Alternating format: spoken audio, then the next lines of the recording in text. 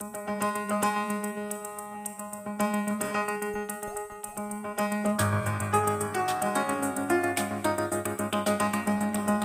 traumas son ese tipo de vivencias que marcan un antes y un después en la vida de las personas. Desde la psicología se entiende por trauma un acontecimiento muy grave que pone en peligro la vida o la integridad física de la persona que lo ha observado o experimentado. Un atentado, un accidente, un secuestro, una violación, una situación de guerra son experiencias muy traumáticas que causan un gran impacto emocional. La psicología clínica aporta terapias eficaces para tratar estos problemas, para ayudar a superar y vencer el trauma, como es la llamada terapia de exposición. Y además hay otras prácticas también muy interesantes que tienen que ver con las técnicas de meditación y de relajación. De todo ello nos ocupamos hoy en Sin Distancias.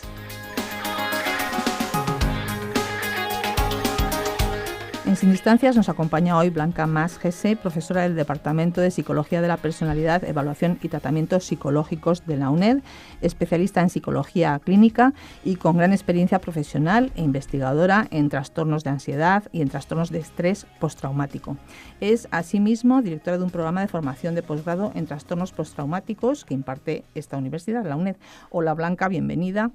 Hola Maite, ¿qué hay? Y muchas gracias por tu colaboración una vez más en este programa. Hoy, Blanca, nos propones que hablemos del trauma psicológico y de cómo superarlo. Pero antes, yo creo que conviene definir este concepto y qué tipo de experiencias entran dentro de esta categoría de trauma para la psicología. Sí, es muy interesante saber qué es un trauma o qué puede llevar a este problema. No ha sido fácil ponerse de acuerdo y el criterio de qué es un trauma ha ido cambiando en el tiempo, cambia en cada revisión del diagnóstico médico psiquiátrico. En la última revisión, que es el DSM-5, se entiende que la persona tiene que haber estado expuesta a muerte, amenaza de muerte, heridas graves o violencia sexual. Es decir, que es una experiencia fuerte en la que tu vida o tu integridad está a riesgo.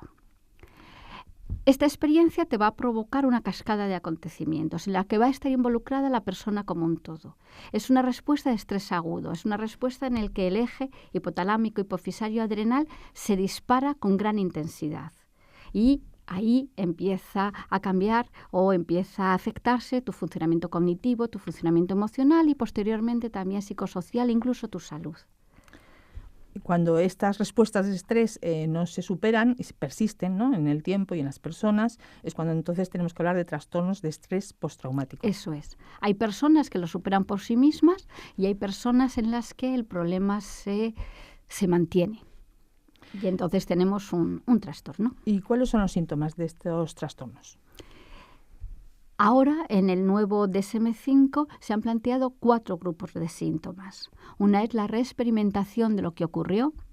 Esto significa que los sucesos vuelven y vuelven. Esto se denomina flashback. Son como instantáneas, como fogonazos, en los que vuelves a estar sintiendo, viviendo, viendo lo que te ha ocurrido. Aunque se llaman fogonazos, pueden ser muy largos. Pueden durar horas, incluso días. También vienen pensamientos sobre lo que ocurrió, y también puedes tener pesadillas con respecto a aquello que te ha pasado. Es decir, vuelves a revivir, a reexperimentar lo ocurrido. El segundo síntoma muy importante es evitarlo. Este recuerdo genera gran sufrimiento, por lo tanto, todo tu esfuerzo, toda tu energía se dedica a no recordar, a que no venga, a evitar. También se evitan las situaciones, los lugares en los que aquello te ocurrió. Como el miedo ha sido muy intenso, como la emoción ha sido muy fuerte, porque ahora en el nuevo DSM-5 se aceptan otras emociones, como esta emoción ha sido muy fuerte, es muy fácil que haya una generalización, es decir, que estímulos similares, parecidos, que generen también esta respuesta. Por lo tanto, cada vez se evitan más y más situaciones, más y más lugares. La persona mantiene esta hiperactivación y además hay una alteración persistente en los pensamientos y en el estado de ánimo. Bueno, ¿y qué se puede hacer ante todos estos síntomas? Hay una buena noticia, que ahora hay bastantes tratamientos bien protocolizados que ayudan a enfrentarse a estos problemas. Si vamos a hacer referencia al miedo como núcleo del trastorno de estrés postraumático, la superación de los miedos va a requerir siempre enfrentarse a lo temido. Esto vale para el estrés postraumático y vale para cualquier miedo. Entonces es muy importante que todos los que nos estéis oyendo lo sepáis. Cualquier cosa a la que tengas miedo, enfréntate a ella. ¿Es la única forma o una de las formas para superar ese miedo? Yo creo que es la mejor forma para superar el miedo. Hazlo. Siempre y cuando la situación sea segura, siempre y cuando estemos hablando de un miedo patológico. Si lo que te da miedo es una situación peligrosa, el miedo es protector, te está diciendo, ojo, no lo hagas. Pero cuando el miedo es patológico, cuando no hay un peligro real, el peligro solamente está en tu pensamiento, enfréntate a él. O sea que si ponemos, por ejemplo, a las víctimas del 11M, del accidente de trenes, la reacción inmediata a lo mejor hubiera sido para estas personas no entrar nunca en ese tren más, no volver a hacer ese trayecto, no pasar por ese lugar. Eso es. Sin embargo, la técnica de la que nos estás hablando y que propone la psicología para superar ese miedo es precisamente todo lo contrario. Todo lo contrario. Todo lo contrario, y eso lo hicimos, de hecho, con muchas personas que vivían en el corredor de Lenares. Hicimos muchas veces ese recorrido porque necesitaban el tren para volver a trabajar a casa. Yo me he montado el recorrido arriba y abajo. Entonces, al volver ves que ya la situación es segura. Bueno, es lo que llamáis los psicólogos la técnica de exposición, que es la que ofrece más garantías, la que está avalada científicamente para superar este tipo de miedos patológicos. Sí, además es la que tiene más apoyo empírico detrás. Es una de las técnicas más antiguas de la psicología, viene desde el albor de la psicología científica y desde el albor de la modificación de conducta. Entonces es una de nuestras técnicas más querida, más conocida. Bueno, pues vamos a ver en qué consiste. Es lo que acabamos de decir, tienes que hacer contacto con aquello que te provoca malestar. No evitarlo, enfrentarte a ello para permitir que esos estímulos del ambiente generen otra respuesta, otra función discriminativa que no sea la de evitar. Evitar es lo que va a mantener el miedo. ¿Por qué? Porque tú evitas y tienes un alivio inmediato. Uf, me he salvado, no me acerco. Pero eso se sigue manteniendo como temido. La evitación a largo plazo mantiene el problema. A corto plazo alivia, pero a largo plazo la fastidia. Uh-huh. ¿Y cómo se hace esta terapia? ¿Cómo se lleva a la práctica? Sí, es importante primero enseñar a la persona cuál es su problema, de dónde viene su problema, clarificar los síntomas. Muchas veces pasa, Maite, que la persona no se ha portado en esta situación como un superhéroe y se siente un poco... Yo no pensaba que iba a reaccionar así, no he hecho nada, o no he hecho lo adecuado, o me he quedado paralizado. De culpa, de parálisis, de vergüenza, a lo mejor, como hice eso, ¿no? Por ejemplo, una respuesta de miedo es que uno evacúa todo lo que tiene en el sistema digestivo.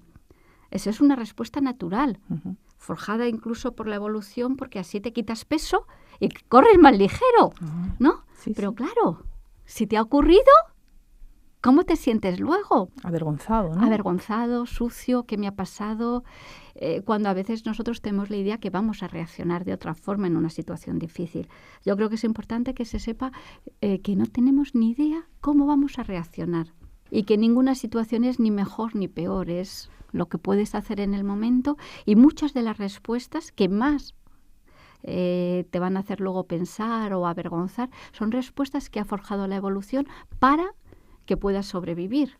Por ejemplo, si aquí se oye un tiroteo, el que se queda paralizado y no sale tiene más posibilidades de no ser herido que el que sale a la calle a ver qué pasa. Es decir, son respuestas que están como forjadas ya en nuestro ADN. Estamos preparados para reaccionar así. O sea, una fase muy importante de la terapia de exposición es entender cómo ha reaccionado, ¿no? Entender cómo tus reacciones. Eso es, tus reacciones. Y entender que lo que te está pasando es una continuación a gran escala de esos síntomas de estrés agudo, de ese estrés agudo. Y entender asimismo el papel de la evitación en el mantenimiento del trastorno.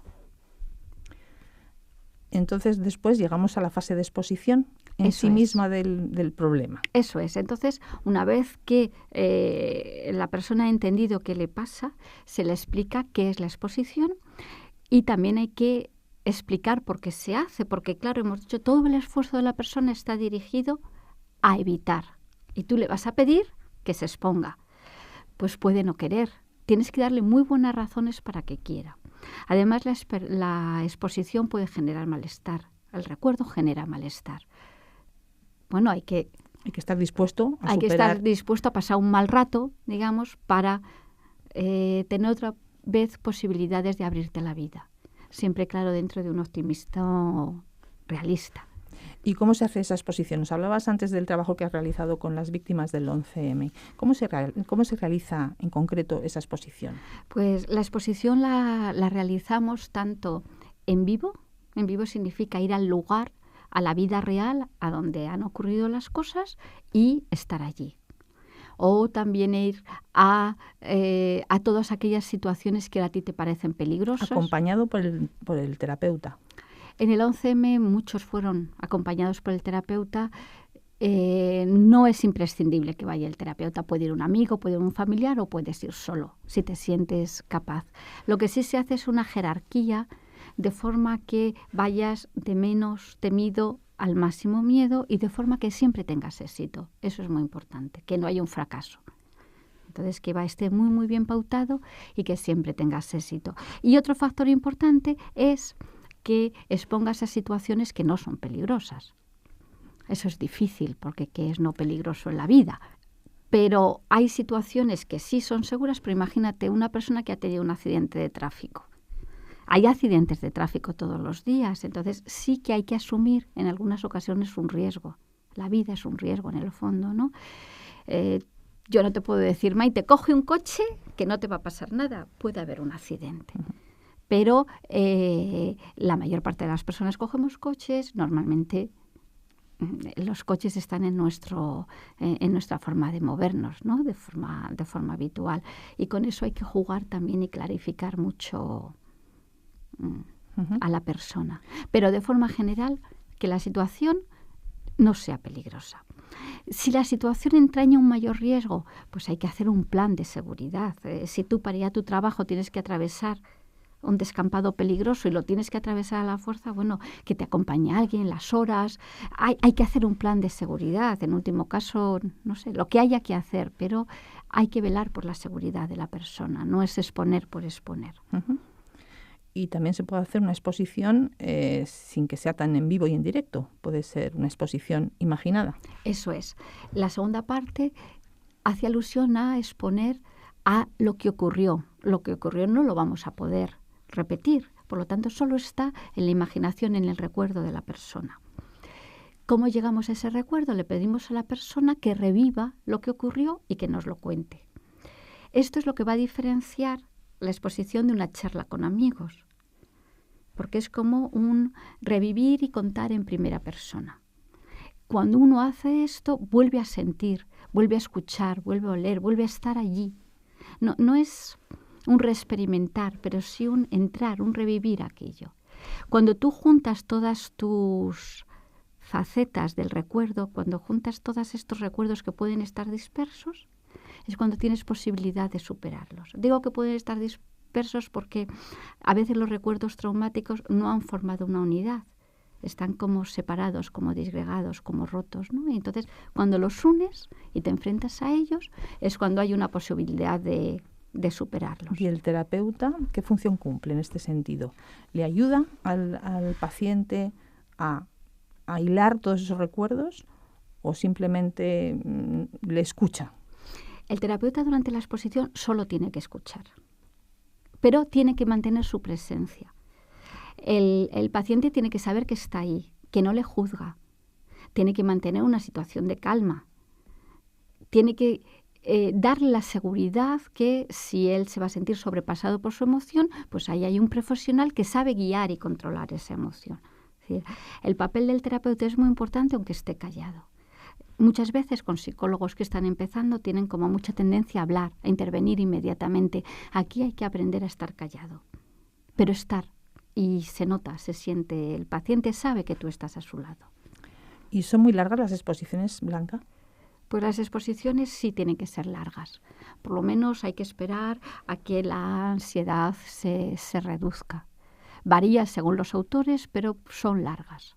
Pueden llegar a 3 horas, normalmente son de 1 hora, pero son exposiciones largas. Lo mismo las exposiciones en la vida real. Tienen que ser lo suficientemente largas para que tú te empieces a sentir ahí tranquilo, ver que no pasa nada, te despistas, ves pasar a la gente, ves, y entonces ya empiezas a perder el miedo. Y después de una sesión de estas de exposición con el terapeuta en consulta, ¿cómo acaba el paciente? Luego vuelve a la vida diaria, vuelve a su casa. ¿Cómo tiene que trabajar todo esto cuando está solo, cuando está haciendo su vida normal? Sí. Bueno, ahí hay 2 cosas. Primero, el terapeuta tiene que asegurarse que el paciente sale tranquilo y calmado y en buen estado de la sesión. Si es necesario, están las técnicas de relajación, están las técnicas de respiración. Si has abierto unos recuerdos muy dolorosos, pues hay que cerrarlos y hay que intentar que la persona se vaya lo mejor posible a casa. Y al mismo tiempo se le da trabajo para casa para que continúe haciendo estas exposiciones en vivo, muy pautadas y muy reguladas, y que continúe haciendo las exposiciones en imaginación, ya por sí mismo. Normalmente se graban en sesión y por sí mismo continúa luego haciéndolas en casa. Cuando hablamos de esta técnica de exposición, en realidad lo que estamos hablando es de vencer el miedo. Vencer el miedo, eso es. Y además de vencer el miedo, es muy bonito porque cambia también todos tus pensamientos, todas tus atribuciones, todas tus condiciones. Hay como una nueva comprensión, ¿no? Si nos ponemos en otros miedos, ¿no? Por ejemplo, el miedo a un chihuahua. Si tú haces una buena exposición, al final te das cuenta que es un perrito. Pero te das cuenta solo, es algo que ocurre por sí mismo. Porque las personas que tienen miedo a los chihuahuas ya saben ellos que son un perrito, pero siguen teniendo miedo. Por lo tanto, de forma lógica, argumentando, no vas a llegar a nada. Pero cuando tienen la experiencia, sí que cambian. Y cuando tienen la experiencia, entonces cambia también su pensamiento, su comprensión de ellos mismos y del mundo. Cuando has hablado antes de lo que se entiende por trauma psicológico, y según la clasificación internacional consensuada, supongo que no entran aquí las fobias. Ahora que has hablado del chihuahua, pues me ha venido a la mente pues las fobias, ¿no? El miedo cerval a algo, a los animales, a conducir, a coger un avión. No, eso es otra categoría. Esas son otras categorías. Estos miedos entran dentro de los trastornos de ansiedad. Ahora el trastorno de estrés postraumático se ha sacado de los trastornos de ansiedad, pero sí podemos decir que todos los trastornos de ansiedad tienen en algún momento que pasar por esta técnica de exposición. La exposición es la técnica estrella, tiene el estándar de oro para tratar los trastornos de ansiedad y para tratar los miedos patológicos. Bueno, podemos decir entonces que la técnica de exposición es eficaz. ¿En qué porcentaje es eficaz y en qué tipo de traumas? ¿Hay traumas que sean más fácilmente superables que otros o no? Complicado. Sí es posible que sean más fácilmente superables los traumas relacionados con los coches. Tal vez porque vivimos rodeados de coches. Con los accidentes. Con los accidentes, sí. Esos pueden ser más fácil superables. Los traumas relacionados con la naturaleza se entienden mejor. ¿Con la violencia sexual? Muy mal. Todo lo que es el daño que hace una persona a otra son los peores. Porque claro, ahí no solamente está implicado la agresión, está implicado el concepto del otro, el miedo al otro, hay implicadas muchas más cosas, pero todo lo que es una violencia de un ser humano contra otro es el que produce un más daño psicológico. Y si esto además ocurre en edades tempranas, el daño es mucho peor. Dentro, claro que hay un porcentaje, que hay muchas casuísticas y que es muy difícil hablar en general, ¿no?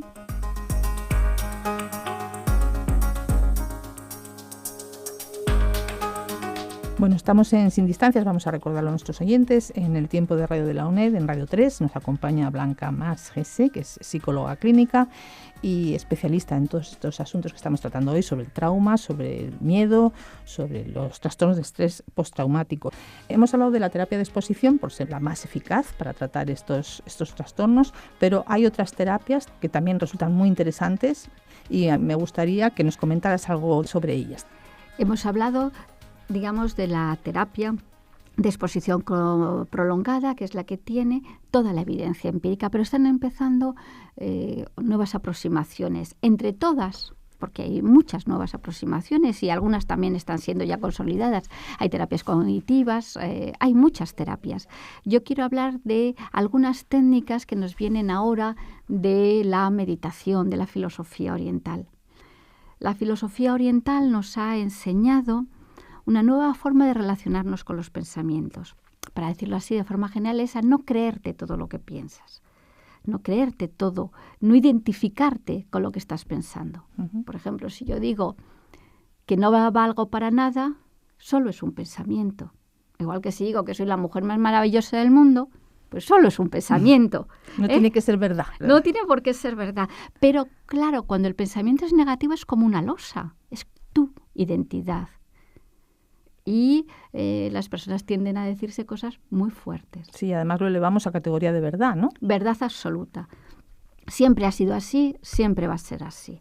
Y entonces, bueno, pues a través de estas técnicas de meditación o estilos de meditación estamos aprendiendo a entender el pensamiento como algo que produce la mente. El hígado produce bilis, la boca saliva, la mente pensamientos. Y los pensamientos, si los escucháramos todos, pues nos volveríamos locos. Entonces empiezas a desidentificarte del pensamiento. Eso no quiere decir que no pienses. Eso no quiere decir que hay un problema.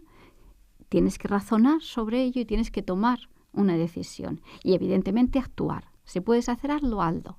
Si no puedes hacer nada, no lo hagas.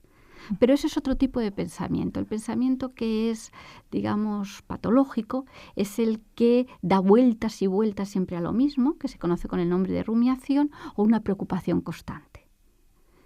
Esos pensamientos no llevan a nada y además son muy dolorosos. Ante eso lo mejor es desidentificarte de ellos.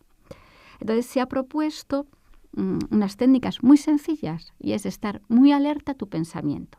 Te viene un pensamiento de no valgo para nada. Y decir, alto, estoy pensando que no valgo para nada. Por lo tanto, ya le quitas ese contenido de verdad absoluta. Si lo haces de forma sistemática, poco a poco el pensamiento deja de generar dolor.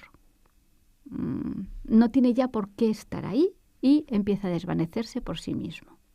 No lo cambias por otro pensamiento, como se hacía en la psicología cognitiva. Sí, eso te iba a decir. ¿Qué piensas? Nada. ¿No piensas eso?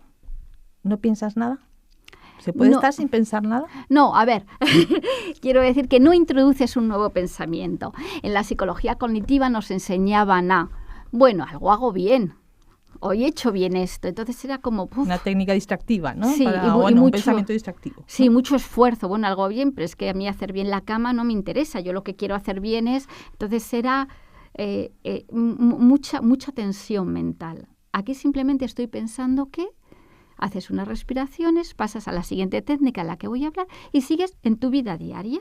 Si estás conduciendo, sigues conduciendo, mirando por la ventanilla y sigues tranquilamente. No es necesario meter un pensamiento nuevo, sino volver a hacer. Aquí siempre se pasa de pensar a sentir y hacer. Pues sigues haciendo lo que estabas haciendo. Vuelve otro pensamiento, o el mismo. Estoy pensando que no valgo para nada.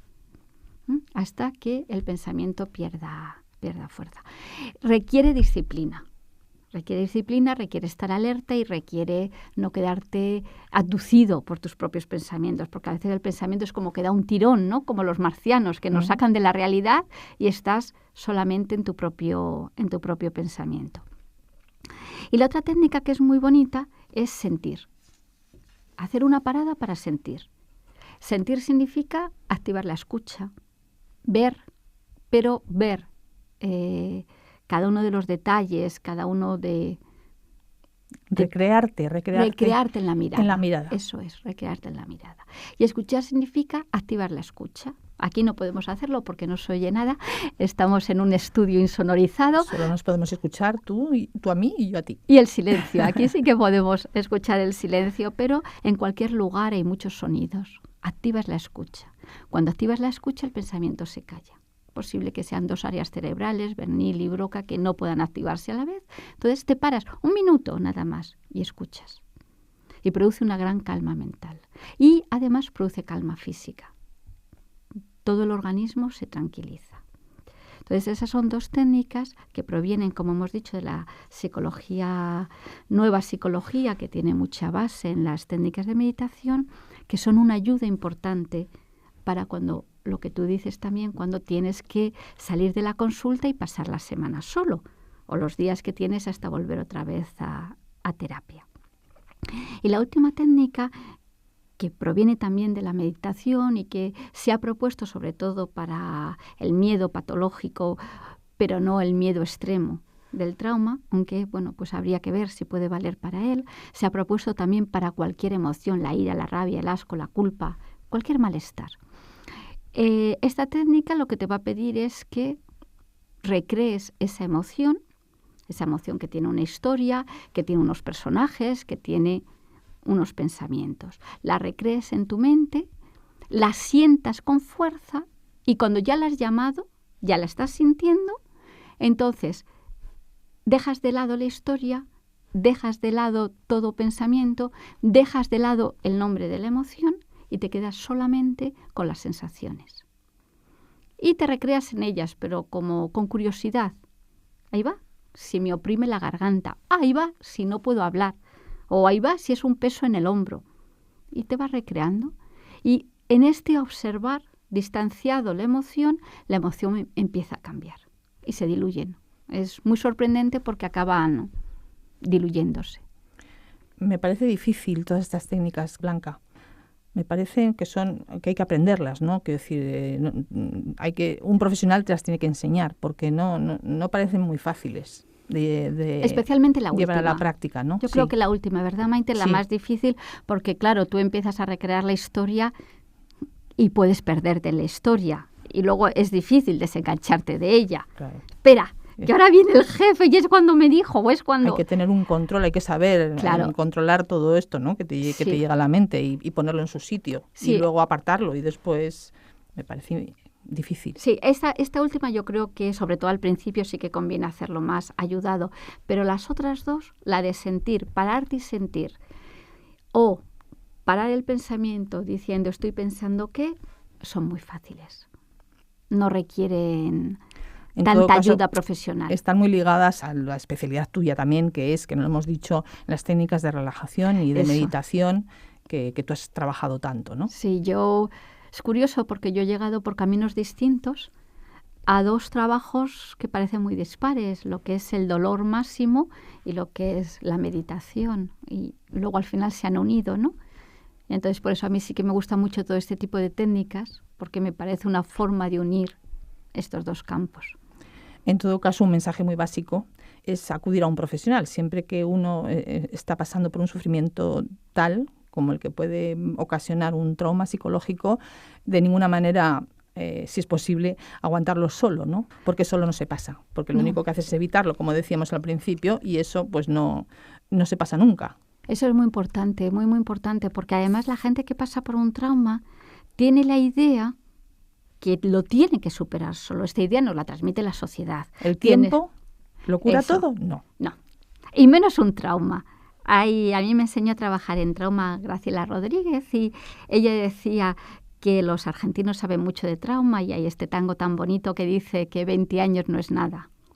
Bueno, pues en el trauma 20 años no es nada. Vuelve y vuelve y vuelve. Hay que hacer una terapia específica sobre ello. Y además yo creo que es importante saber que no hay que acumular sufrimiento, que vivimos en una sociedad que nos permite curarnos de estas cosas, pues qué mejor, ¿no? Y que la psicología lo tiene muy estudiado, además. Ahora muy estudiado, sí, ahora muy estudiado. Hace unos años, cuando empezamos, la verdad que no tanto, pero ahora muy, muy estudiado. No hemos hablado de los niños, que es otro capítulo aparte, supongo, porque el tratamiento será diferente.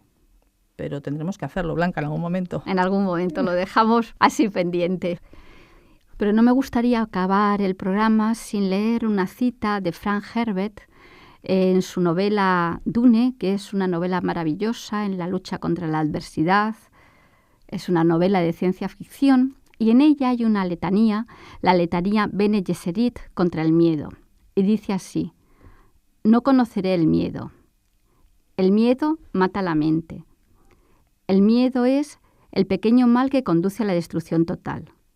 Afrontaré mi miedo. Permitiré que pase sobre mí y a través de mí. Y cuando haya pasado, giraré mi ojo interior para escrutar su camino. Allí por donde mi miedo haya pasado, ya no quedará nada, solo estaré yo. A mí me parece una forma bellísima de expresar lo que hemos dicho con muchas más palabras. Así acabamos entonces, Blanca. Blanca Mas es profesora del Departamento de Psicología de la Personalidad, Evaluación y Tratamientos Psicológicos de la UNED, directora del programa de formación de posgrado en trastornos de estrés postraumático. Muchísimas gracias, Blanca, por haber compartido tus conocimientos con nosotros una vez más. Muchas gracias, Maite.